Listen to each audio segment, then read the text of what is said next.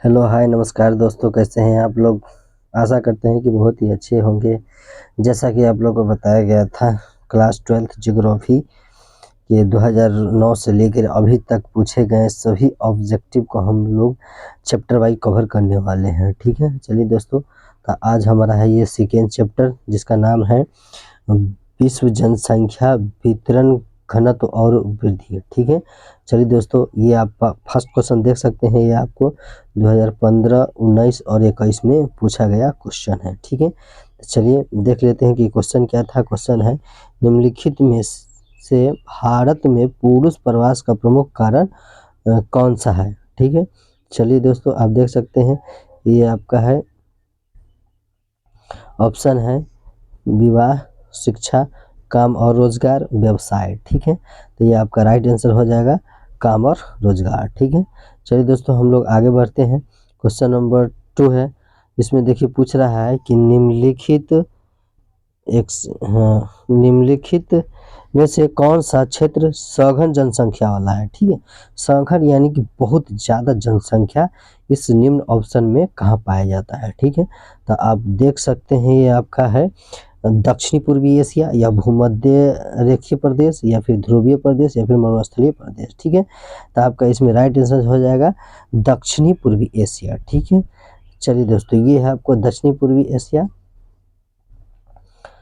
उसके बाद इसमें अगर बात करें तो लगभग 11 देश इसमें पाए जाते हैं और लगभग 694 मिलियन जनसंख्या इस वाले दक्षिणी पूर्वी एशिया में पाया जाता है। ठीक है, अगर इसकी हम लोग बात करें भूमध्य रेखीय प्रदेश, तो ये आपका विस्तृत रेखीय या भूमध्य रेखीय जलवायु प्रदेश इसको कहा जाता है। ठीक है, और इसमें आप देख सकते हैं गवर्नर में दिया गया ध्रुवीय प्रदेश, ये आपका है ये ध्रुवीय प्रदेश यानी कि ठंडा प्रदेश पाया जाता है इसमें। और उसके बाद मरुस्थलीय प्रदेश है इसमें, यानी कि बहुत कम वर्षा होता है। तो ओवरऑल आप जान सकते हैं कि ये आपका इसमें भी जनसंख्या नहीं होगा, इसमें भी नहीं होगा, इसमें भी नहीं होगा, लेकिन सबसे सघन इस वाले में पाया जाएगा। ठीक है, चलिए दोस्तों, अब हम लोग आगे बढ़ते हैं।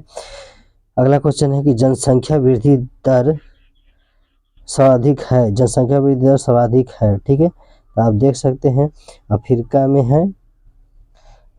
है या फिर एशिया में है या फिर उत्तरी अमेरिका में है या फिर दक्षिणी अमेरिका में। ठीक है, तो चलिए दोस्तों, इसका राइट आंसर हो जाएगा अफ्रीका में, क्योंकि यहाँ बहुत ज़्यादा अधिक गर्मी पड़ने के कारण प्रजनन वृद्धि बहुत ज़्यादा होता है। ठीक है, चलिए दोस्तों, हम लोग आगे बढ़ते हैं। अगला दिया गया है कि उच्च जनसंख्या वृद्धि दर वाला देश है। ठीक है, तो इसमें आप देख लीजिए ये है आपका यमन, डेनमार्क, स्पेन और रूस। ठीक है, तो इसमें आपका सही आंसर हो जाएगा, ये है आपका सही आंसर यमन हो जाएगा। ठीक है ना, लेकिन चलिए दोस्तों, उच्च जनसंख्या वृद्धि दर वाला में अगर हम बात करेंगे तो ये आपका भारत, संयुक्त राज्य अमेरिका, इंडोनेशिया, पाकिस्तान भी उच्च पर शामिल है, लेकिन हम लोग को इसमें ऑप्शन के हिसाब से जाना था। ओके, चलिए दोस्तों, हम लोग आगे बढ़ते हैं। अगला क्वेश्चन है जनसंख्या वितरण को प्रभावित करने वाले कारक में सबसे महत्वपूर्ण कारक कौन सा है। ठीक है, तो आप देख सकते हैं ऑप्शन है आपका स्थल कृतियाँ, मिट्टी, प्राकृतिक वनस्पति या फिर जलवायु। ठीक है, तो आप लोग बता सकते हैं इसमें राइट आंसर कौन होगा। ठीक है, अब देख लीजिए, इसका राइट आंसर होगा इसमें स्थल कृतियाँ। ठीक है, चलिए दोस्तों, आगे हम लोग बढ़ते हैं। पूछा जा रहा है कि किस वर्ष विश्व की जनसंख्या 6 अरब हुई। ठीक है, ये आपका ऑप्शन दिया गया है 1750 या फिर 1975 या फिर 1830 या फिर 1999। ठीक है, तो चलिए आप लोग बता सकते हैं इसका राइट आंसर, ये आपका हो जाएगा 1999। ठीक है, चलिए आगे बढ़ते हैं हम लोग। क्वेश्चन नंबर 7 में पूछा जा रहा है जननांकी संक्रमण सिद्धांत किसने दिया था। ठीक है, आप देख सकते हैं ये आपका जननांकी सिद्धांत, ये आपका ऑप्शन नंबर ग नेस्टीन हो जाएगा। ठीक है, चलिए दोस्तों, आगे बढ़ते हैं। क्वेश्चन है कि निम्न में से कौन सा जनसंख्या प्रवर्धक कारक नहीं है। ठीक है, तो आप देख लीजिए जनसंख्या का प्रवास, जन्म दर, मृत्यु। ठीक है, ये आपका राइट आंसर हो जाएगा आवास। ठीक है, ये आपका जनसंख्या प्रवर्धक कारक नहीं है। ठीक है, चलिए दोस्तों, आगे हम लोग बढ़ते हैं। अगला आपका आ गया इसमें प्रतिकर्षक, ये है प्रतिकर्षक अपकर्षक कारक उत्तरदायी है। ठीक है, तो आप लोग ऑप्शन देख सकते हैं इसमें। ठीक है ना, ये आपका हो जाएगा पर कहाँ गया, ये आपका हो जाएगा प्रवास के लिए। ठीक है, क्वेश्चन नंबर 10 देखिए, इसमें पूछा जा रहा है निम्नलिखित में, है ना, निम्नलिखित में कौन एक स्थानांतरण अपकर्षक कारक नहीं है। ठीक है, तो आप इसको देख सकते हैं, ऑप्शन नंबर इसका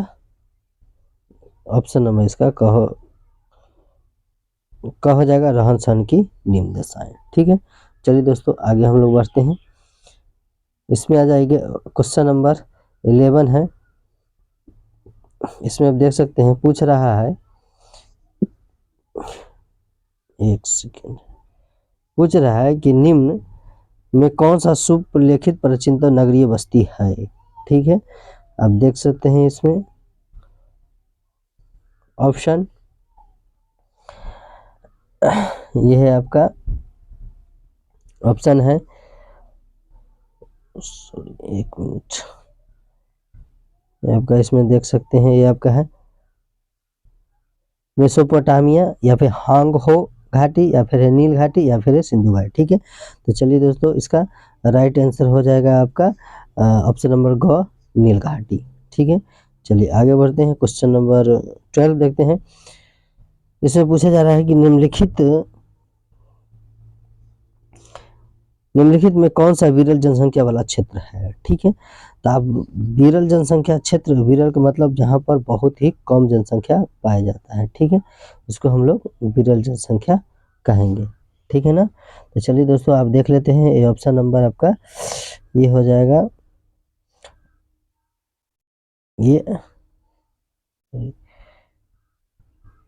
ये आपका हो जाएगा पश्चिमी ऑस्ट्रेलिया। ठीक है, चलिए दोस्तों हम लोग आगे बढ़ते हैं, क्वेश्चन नंबर 13। चलिए इसमें ये पूछ रहा है कि विश्व के सघन जनसंख्या क्षेत्रों में निम्नलिखित में से कौन सा क्षेत्र सम्मिलित नहीं है। ठीक है, तो आप देख सकते हैं ऑप्शन में है, ये आपका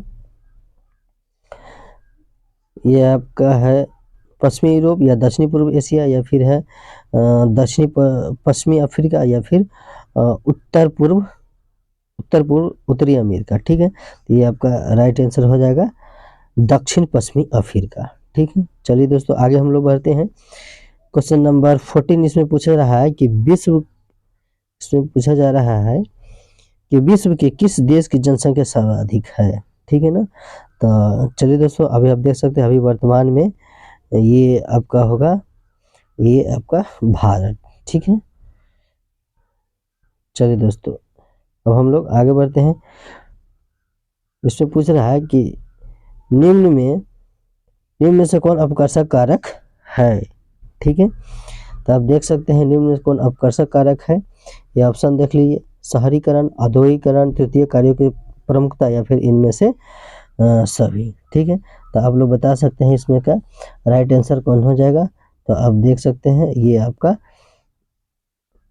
राइट आंसर हो जाएगा इनमें से सभी। ठीक है, चलिए दोस्तों आगे बढ़ते हैं हम लोग। पूछ रहा है कि विश्व की, है ना, विश्व की जनसंख्या किस वर्ष 7 बिलियन हो गई। ठीक है, ये आपका देख सकते हैं, ये आपका है 2011 में। ठीक है, आगे हम लोग बढ़ते हैं, क्वेश्चन नंबर 17।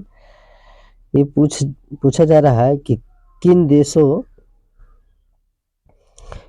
में कौन सा जननांगीय संक्रमण की अंतिम अवस्था में है। ठीक है, तो ये आपका हो जाएगा जापान। ठीक है, चलो अगला बढ़ते हैं हम लोग।